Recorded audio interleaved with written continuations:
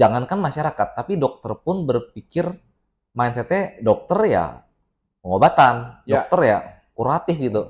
Nah, sejak kapan dokter secara pribadi itu berubah pikirannya dari dokter yang biasanya mengobati merubah jadi dokter yang melakukan pencegahan, dok? Ya. Kembali lagi di podcast Medika HC. Jadi di sini kita bersama kembali dengan Dokter Arif. Kita bakal ngobrol lagi dok terkait dokter yang ada di perusahaan. Nah, dokter kan udah menjadi praktisi dokter perusahaan ya berpuluh-puluh tahun. Lumayan dok ya, udah Lumayan lah. lumayan lama ya. Itu dulu dokter tahun berapa pertama kali jadi dokter perusahaan ya? 2003 lah. Oh, 2000, sekitar 21 tahun yang lalu ya. Nah, Nah, itu boleh cerita sedikit dok, zaman zaman dulu kan apalagi zaman dulu ya, pasti ya. perusahaan itu nggak begitu familiar ya ada dokter di perusahaan. Kenapa pas itu perusahaan seperti apa yang hire dokter dan kenapa perusahaannya itu tertarik untuk ada dokter di perusahaannya dok? Sebenarnya tahun 1997, 98 itu juga sudah di perusahaan ya. Waktu itu di Tambak Udang Tambah di udah. Maluku. Oh, jadi juga di situ cuma tidak rutin ya. Waktu itu dalam konteks bahwa ada dokter yang datang ke perusahaan. Hmm. Terus yang selanjutnya lagi adalah masuk ke dulu pabrik sepatu, pabrik obat gitu kan. Dokter yang memiliki jatah rutin cuma saat itu kebetulan saya di perusahaan yang dokternya itu diharapkan dapat membantu K3, Kesehatan dan Keselamatan Kerja atau HSE Hmm. ya. Nah, sekarang yang terakhir itu saya di tambang batu bara. Oh, batu bara. Oh, Di provinsi mana dok? saya di Jakarta, saya mengelola tuh sekitar 10 10 site. 10 site, tapi satu perusahaan. Oke, Dan menarik. ya, dan juga pernah juga di dokter perusahaan di beberapa industri gas, kimia, tambang, terus sama manufaktur sepatu Oke. Jadi gitu. sebenarnya dari lini perusahaan itu udah banyak sekali dokter berpraktek di perusahaannya. Kalau kita lihat tadi di sepatu dok, sepatu kan dokter bilang uh, manajemennya itu sebenarnya pengen ada dokter di perusahaan tuh karena mengisi K3-nya dok ya, membantu HSE-nya. Hmm. Berarti mungkin ada kekosongan di bagian health-nya dok. Kalau di tambak udang tadi dok, perusahaannya Oh, kenapa ya hire dokter ya? kalau di tambak udang, nah itu saya hanya melihat variasi aja. Jadi kalau di tambak udang itu sebetulnya nggak termasuk dalam dokter perusahaan yang seperti di sini, nggak. Hmm. Cuma waktu itu mereka membutuhkan dokter untuk memeriksa kesehatan atau pengobatan lah lebih tepatnya kepada karyawan-karyawan di tambak udang. Udah gitu aja. Oh, I see. Jadi lebih ke dokter kuratif ke Ya, karyawan kreatif, perusahaan tersebut kuratif. ya. Oke. Selama itu berapa tahun dok kalau di Tambak Udangnya dok? Ya selama saya PTT aja 3 tahun. Oh, 3 tahun di situ. Hmm. Tapi di situ dokter udah mulai jadi belum jadi praktisi OH dok berarti ya? Belum, belum. Belum. Oke, berarti yang praktisi OH itu di 2003. 2003 di Ah, pabrik sepatu tadi. pabrik sepatu sama pabrik elektronik juga. Oke. Nah, selama jadi pabrik sepatu nih dok, pastinya ada kekosongan-kekosongan yang tadi dokter bilang membantu HSE. Itu biasanya dokter in charge ke program kerja apa nih yang di HSE untuk membantu? Ya. Kalau untuk yang di perusahaan yang sudah memiliki kebutuhan tentang OH dokter ya, occupational health dokter ya, Hmm. itu mereka sudah memiliki rancangan kerja si dokternya harus ngapain ya. Ya seperti video-video kita sebelumnya itu kan gimana cara melakukan assessment ya atau menilai kesehatan dari perusahaan itu kan dengan situ. Dan juga melakukan juga pemantauan kesehatan dari para karyawan. Terus juga dengan pemantauan itu dengan cara apa? Melakukan follow up medical check up. Medical check up berapa, ada yang sakit terus follow up gitu Medical check kan. up tahunan itu Tahunan maksudnya. gitu kan. Terus juga ada yang masuk dalam yang dibutuhkan adalah kegawat daruratan. Jadi terlibat dalam mengatur atau men-setting MERP Medical Emergency Response Plan. Nah di Seperti situ jalur evakuasi. evakuasinya, rumah sakitnya kemana, terus menentukan triase dan segala macam. Nah di situ yang dibutuhkan si dokternya. Demikian. Rata-rata seperti itu. Jadi tuh kalau dilihat itu berarti sebenarnya KPI-nya HSE dok ya? Ya, jadi itu kalau dibilang KPI-nya HSE ya memang betul ada beberapa KPI-nya, KPI Key Performa Iya, Indikator betul. yang ada dalam HSE yang mereka tentunya tidak begitu paham atau sulit untuk menerapkan kecuali seorang dokter. Ya, seorang dokter yang di situ KPI-nya gitu kan. Ada contohnya dok? Ya, contohnya adalah gini. Misalnya ketika kita mau katakanlah salah satu KPI-nya adalah dokter terlibat dalam medical emergency response plan ya. Di situ waktu saya masih di tambang itu sampai harus melakukan survei rumah sakit mana yang bakalan kita tuju kalau terjadi kecelakaan kerja. Oh, jadi Saya bikin pemetaan. bikin Oke. pemetaannya, bikin rutenya, terus milih rumah sakitnya punya izin nggak, terus juga punya ICU nggak, punya ortoped nggak, punya bedah ini nggak, punya itu nggak gitu kan. Nah baru kita pilih di situ. Nah nanti dari hasil itu rekomendasi kepada untuk tim legal untuk melakukan kontrak kerja sama mereka Oke. gitu kan. Nah di situ dan dari situ juga nanti mengatur simulasi medical emergency response. Misalnya kasusnya ada kebakaran, ada gempa bumi, terus ada macam-macam lah di situ. Nah itu dokter ya biasanya yang ngatur, terus melakukan penilaian, masih kurang di sini, masih kurang di sono. Itu dokter tuh Penilaian penilai emergency penilai response plan ya? apakah triasenya jalan, apakah tim Oh, emergency apa namanya? First aider, first aider. apakah first aider-nya jalan atau enggak? Terus apakah alatnya ada atau enggak? Apakah cara ngangkat korbannya benar atau enggak? Apakah cara melakukan RJP-nya benar atau enggak? Itu dokter tuh yang melakukan itu. Jadi melakukan evaluasi controlling Evaluasi, juga ya. gitu. Oke, menarik. Jadi yang di perusahaan sepatu itu memang dia udah punya ada list key performance indikatornya yang ingin seorang dokter membantu tugasnya Ya, HSE dok ya. ya.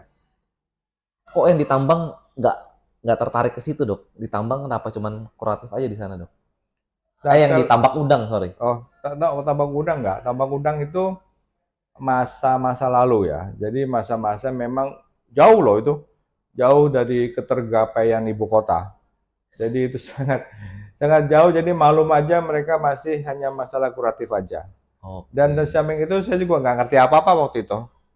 Gitu. Oh sebagai dokter umum itu Umum aja. nggak Ya, pikir tentang occupational health-nya dok ya? ya. Oke. Iya iya. Soalnya ini dok apa? Kalau kayak pabrik sepatu tadi sih udah enak ya. Apa dokternya masuk, udah ada list job desk yang jelas gitu kan.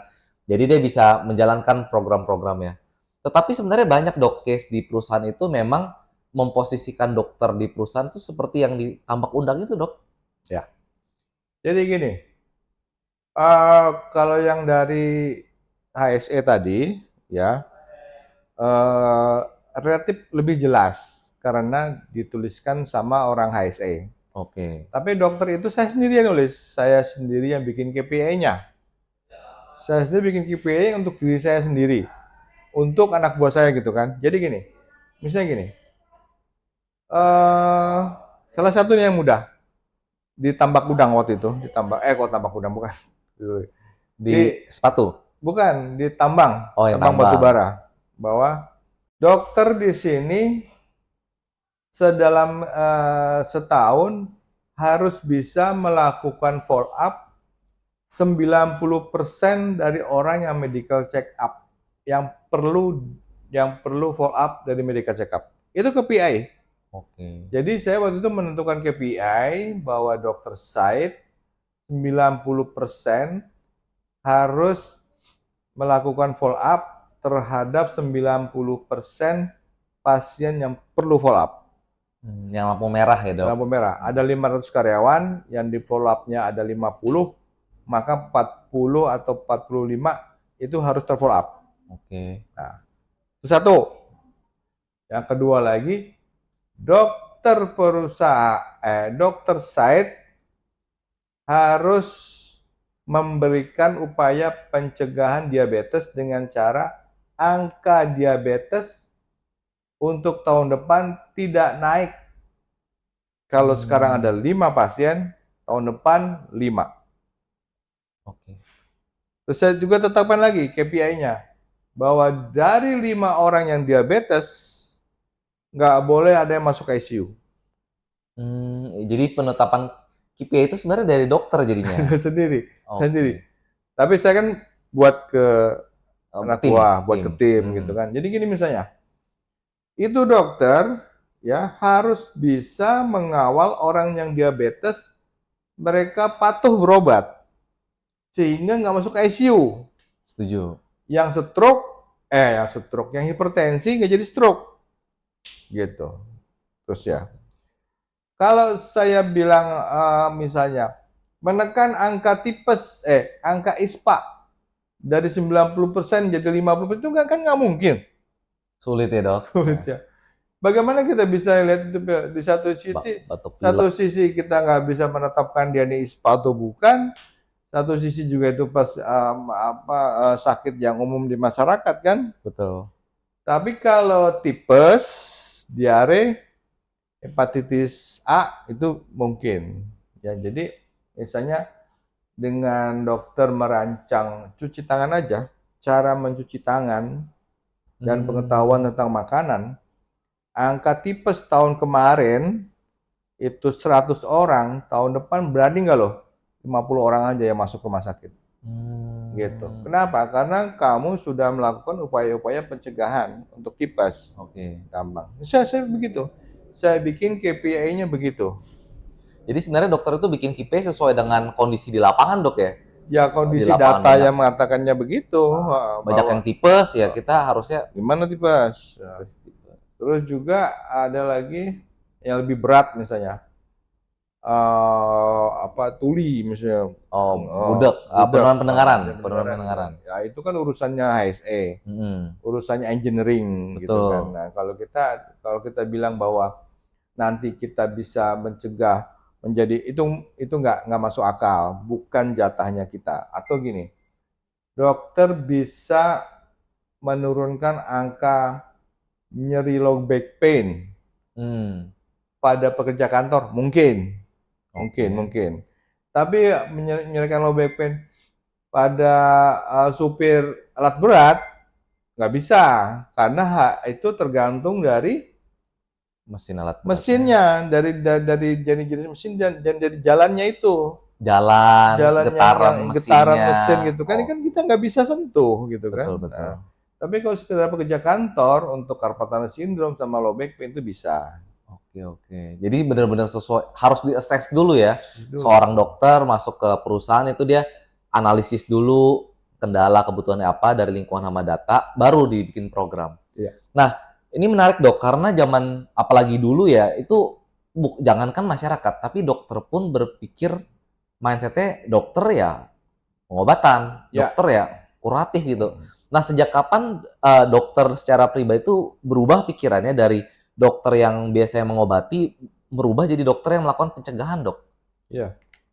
Karena memang kenapa saya ke waktu itu digabung di industri sepatu sama tambang itu? Ya karena memang untuk memperbaiki kesehatan gitu kan. Kalau seandainya KPI itu hanya berdasarkan kuratif aja, yaitu dokter bisa menyembuhkan gitu kan, ini kan nggak mana ya, kan nggak ada kayak gitu kan. Misalnya uh, uh, kalau saya itu kan uh, dokter bisa mengobati pasien yang datang ke klinik gitu kan Ya emang harus Ya, bisa ngobatin. coba diganti. Dokter mempunyai KPI, gimana caranya supaya klinik itu nggak ada orang yang datang gara-gara sehat semua gitu kan. Nah, Hmm, kayak gitu tuh KPI-nya gitu kan. oke. Tapi kalau dokter hadir dan ngobati sebanyak-banyaknya pasien gitu ya, masa dokter kayak gitu sih? Ya begitulah. Ini kayaknya mungkin mungkin juga bahwa pola pikir ini mungkin hanya aja di otak saya aja gitu kan. Tapi enggak, itu biasanya saya turunkan ke para dokter-dokter yang ada di apa lingkup bisnis kita. Kita kasih tahu bahwa itulah tugasnya mereka gitu kan. Hmm, Jadi kalau kamu keahliannya cuma ngasih vitamin sama ngasih obat sakit kepala itu juga nenek-nenek juga bisa gitu kan. oke, iya betul. Kalau vitamin iya, tapi kalau diagnosis Ya kan dosis nggak. enggak cuma ngasih vitamin itu dianggap KPI-nya wow jago gitu ya enggak lah. Jadi ya kalau itu KPI dokter itu kita tetapkan hanya berdasarkan dia ngobatin-ngobatin doang itu nggak bisa. Nggak Hmm, nggak nggak nggak nggak masuk dalam kriteria yang mana menilainya itu nggak bisa dinilai. Tapi cobalah bapak-bapak ibu di sini yang jadi kepala HRD hmm. atau kepala eh, personalia atau HRD SDM atau atau HSE. HSE, ya, ibu bisa bilang ke dokternya bahwa dokternya itu, dok bisa nggak dokter mengelola para orang hipertensi ini, mengelola orang-orang yang diabetes ini, mengelola orang-orang yang apa misalnya kolesterolnya tinggi, Hmm, mengelola tentang orang-orang yang asam uratnya tinggi. Untuk tahun depan dapat menurunkan grafiknya. hmm. Itu kata-kata yang paling sederhana dari saya untuk bisa mengatakan itu, ya. Jadi tapi mesti ngomong di awal join nama dokter. Iya, Dok, ini KPI-nya, bisa nggak? Nggak bisa. Oh, cari yang lain. oke. Bisa Tapi begini nggak? Gitu. tapi begini dok, maksudnya oke lah. Apa masalahnya begini? Di sini kan kalau dari pengalaman dokter tadi dokter Arif bilang KPI itu dibuat oleh dokter Arif. Sebenarnya kalau misalnya di bidang kesehatan KPI dibuat oleh masyarakat umum itu juga agak sulit dok. Apa? Misalnya eh, hipertensi, kita perlu tahu dulu dong kayak hipertensi populasi umumnya berapa persen. Jadi apakah populasi yang hipertensi di tempat kita itu apakah urgent untuk diturunkan atau tidak? Itu kan harus bandingin populasi umum. Itu kan sebenarnya kalau non medis Non atau medis. non epidemiologis kan itu agak Ya. nggak kepikiran habis itu dok. Ya. Sedangkan HRD itu melihatnya pasti dari sisi rekrutmennya. Oke, dokter butuh apa sih di perusahaan? Hipercash. Oke, dilampirin hipercash. Tapi pertanyaannya apakah dokter punya pola pikir ini dapatnya dari pelatihan hipercash atau mungkin ada dapat dari tempat lain, Dok? Agar nanti HRD-nya bisa dapat dokter-dokter seperti dokter Arif eh gitu. ya nggak ada sih. Jadi ya itu kayaknya kayaknya memang hanya di MOHC aja, di saya aja. Jadi dokter-dokter saya. Cuma ini kan podcast ya. Saya memberikan share. Saya mau memberikan saja pendapat atau masukan kepada masyarakat umum. Kalau nanti Anda punya dokter perusahaannya misalnya angka hipertensi di masyarakat berapa ya? Sekitar 30%. Banyak banget. Iya, Dok. Setahu saya sih. Nanti boleh di Tiga cross check ya. 30% masyarakat Indonesia hipertensi. Tapi di perusahaan Anda 70%. Ya kan? Hmm, Berarti nggak normal kan? betul. Lu turunin kan? Lu bilang tadi kan. Angka tipes tiap tahun di Jakarta misalnya ada 20%. Tapi di perusahaan tuh kok tipesnya 50% gitu kan? Nggak masuk gitu kan? Nggak masuk akal nih. Nah itu dokter tuh suruh dokter ngurusin. Kenapa sampai kayak gitu? Ya. Nah yang paling enak sih memang kan harus melakukan medical check up dulu ya kan? Dasarnya itu sih ya. Ya iya makanya. Kalau nggak ada medical check up, gimana Ya dokter nggak yang mau tahu, analisis nggak ya? analisis gitu. Ini Oke, iya, dari iya. muter-muter jualan medical check up juga jadi. Gimana? Oke lah, kita sedikit menyinggung ke medical check up dok. Ini Hmm. kan dokter pasti programnya itu start dari data-data, Ya. dari assessment lingkungan, dari medical check up. Perusahaan mana sih dok yang sebenarnya diwajibkan melakukan medical check up dok? Lihat aja tuh undang-undang nomor berapa tahun. Semua perusahaan. Semua perusahaan harus melakukan medical check up tiap tahun. Oh, jadi semua ya? Semua. Di situ maksudnya nanti supaya kita bisa cuma sayangnya bukan masalah undang-undangnya, dokternya ini. Dokternya itu apa kadang-kadang tidak mengerti gitu loh bahwa dia di hire tuh di perusahaan tuh buat ngapain gitu kan. Kalau cuma buat batuk pilek doang kan. Padahal kalau seandainya pas masuk itu si pemilik perusahaan atau manajernya udah ngasih KPI, dok bisa nggak nih KPI-nya?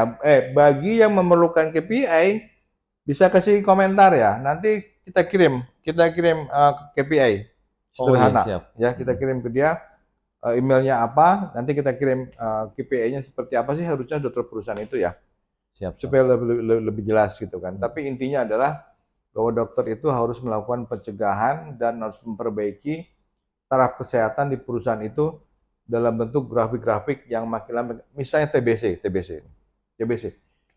Misalnya itu TBC. Di perusahaan Anda tuh punya 500 orang, TBC 50. Oke, 10%. Nah, tapi yang 10 TB paru lama. Oke. Ya. Setelah dikonfirmasi, 10 lagi ternyata bukan TB. Nah, jadi sekitar ada 20. Nah, si dokter itu harus memastikan itu orang 20 yang TBC itu dapat pengobatan yang selayaknya dan benar. Kalau dia tidak bisa ngobatin di klinik, maka dia pasti akan memantau pengobatan orang itu di puskesmas atau di rumah sakit. Bu, mana Bu? Udah berobat belum? Udah minum obat belum? Nah, gitu. Tahun depan, nggak boleh itu ada lebih dari 50 orang TBC. Iya, iya, iya. Atau yang 20 orang itu 100% terfollow up. Karena itu penyakit yang sangat serius ya, bisa menular juga dok. Ya. Oke, jadi selain penyakit metabolik kayak hipertensi DM, itu penyakit infeksi ya, Ya, kayak TBC itu sangat penting sih memang. Apalagi memang di Indonesia TBC belum hilang-hilang dok ya, dari zaman dulu kayaknya. Nggak ada.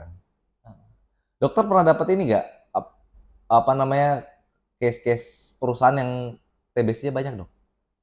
Aduh, ya banyak lah. Banyak ya? Di sepatu itu buset. Nggak susah-susah ngurusin TBC doang. Karena juga pekerjaannya banyak ya. Nggak, si karyawan juga sih emang emang apa nggak mengikuti saran dokter gitu. Dokternya juga nggak punya waktu juga untuk ngurusin mereka ya. Dokternya hanya bilang kalau udah disuruh pergi ya harusnya pergi gitu kan. Oh berarti di sini perlu ada kolaborasi dok ya, apa Hmm. namanya antara dokternya setelah mendiagnosis, manajemennya mungkin kebijakannya seperti Ya, apa ya? jadi kebijakannya waktu itu adalah kalau ada pasien udah kasih kita surat rujukan buat ke dokter spesialis paru, terus dia nggak berangkat, itu kita laporin ke HRD, Oke, kasih SP biasanya, oke, kasih oke. SP, karena dia berbahaya, bisa Jadi menular. kalau yang bisa menular harus tegas ya. Tugas. Oke, mantap dok, thank you sharingnya. Jadi kalau misalnya kesimpulannya dok di akhir eh, perusahaan hire dokter terkadang hanya kuratif, ternyata paradigma harus berubah untuk menjadi promotif preventif. Dokter ada saran-saran nggak untuk para HR atau HSE dalam pemilihan dokternya dok? Atau pemilihan vendor mungkin ya kalau Iya, zaman iya. sekarang ya? Jadi baiknya Bapak Ibu kalau ingin milih vendor atau hire dokter, Bapak Ibu mesti menyiapkan KPI-nya atau bukan KPI ya, job description dan KPI buat dokternya. Kira-kira dokter sanggup nggak untuk mengerjakan ini gitu kan, gitu. Karena beberapa dokter mungkin jangan kaget, dia bilang nggak bisa, Karena memang ya fokusnya di kuratif dok ya. yang dekoratif aja, gitu. Oh, sip Gitu. kalau gitu atau vendornya yang bikin KPI Ya atau juga bisa juga si vendornya itu sudah datang dengan job desk dan KPI dan sistemnya ya. sistemnya gitu. Oke, siap kalau gitu. Ya, Oke, kalau gitu sekali lagi terima kasih Dokter Arif atas waktunya di podcast Medika OC hari ini. Semoga bermanfaat untuk HRD, HSE atau manajemen perusahaan ya. Jadi at least terbuka point of view-nya bahwa dokter ini sangat bisa berperan jika diberikan ruang juga untuk melakukan promotif preventif di perusahaan. hmm. Oke, kalau seperti itu sampai ketemu di podcast berikutnya. Terima kasih. Ya.